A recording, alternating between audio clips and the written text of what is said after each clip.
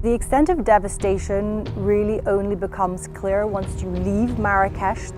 We've been traveling to many different villages every day. Absolute hell and grief. They've lost everything. They've lost their homes, their communities, if not entire families. I don't even begin to understand what that is like.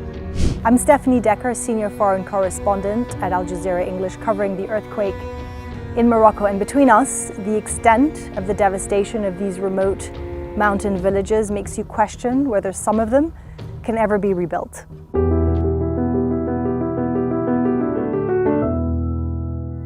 On the night of the 8th of September, Friday night, just past 11 p.m., the earth and the mountains shook. The extent of the devastation across the villages of the Atlas Mountains is something extraordinary. The devastation is massive, it is absolute. The first village we went to, Imintala, we walked in and the first thing that hit me was the smell of death. And I looked around and I thought to myself, this is a graveyard. This is an unmarked graveyard. People are using their hands, using pickaxes. And at that point, you still had some hope. You had families sitting there waiting, hoping that some of their loved ones would be retrieved from beneath the rubble. You had a lot of volunteers, also the Moroccan firefighters, trying to go through rubble. You can see the rubble around me. With their hands. Very little heavy equipment, impossible to get to these areas. So that is really what hit us all when we walked in, sort of the complete annihilation of these mountain villages. And one of the specific things also of this village is how a section of the mountain had just detached and descended and flattened large parts of it. These are nurses. Hi. Do you work here? Yes, we work here. 3 nurses told us that they had to walk to some of these villages to help people. They needed more medicine, they needed more help. So you saw this resilience and this strength from these very young girls, graduated from medical school just 2 years ago, carrying the responsibility of the health of 28 villages. So they really stuck with us. People have come together to help.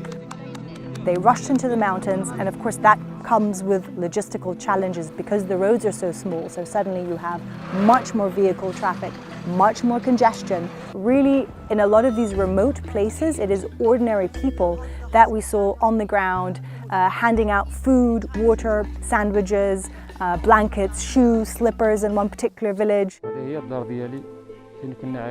This is where I lived with my parents. My mother was in that room. That's where she died, along with my wife. We've seen people break down. One man took us to the door of his house. He'd lost 2 sons and he was explaining what had happened, and at some point he just sat down and started sobbing. Families sitting outside waiting, watching volunteers go through the rubble with their hands, hoping at that point for a body to be retrieved so they could at least have the dignity of burying them. I think it's very difficult to understand what they're going through. The grief that we've seen that have affected us all, I mean, even in our team, we'd start crying because you see the utter desperation and utter grief of these people.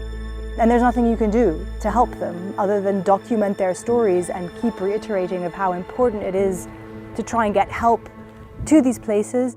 What we've seen is utter annihilation of village after village after village, of community after community. And the question is, can they be rebuilt? Getting to these places with heavy equipment like bulldozers that are essential for the removal, first of all, of the rubble and then the rebuilding, I think just the logistical challenge is incredibly difficult. I don't think many of these places will ever be the same. It seems like a lot of these villages may actually have to be rebuilt elsewhere, and of course that comes with a whole change of life for people. Many people don't want to leave. People want to know what's next for their homes, and I think that is a huge question moving forward.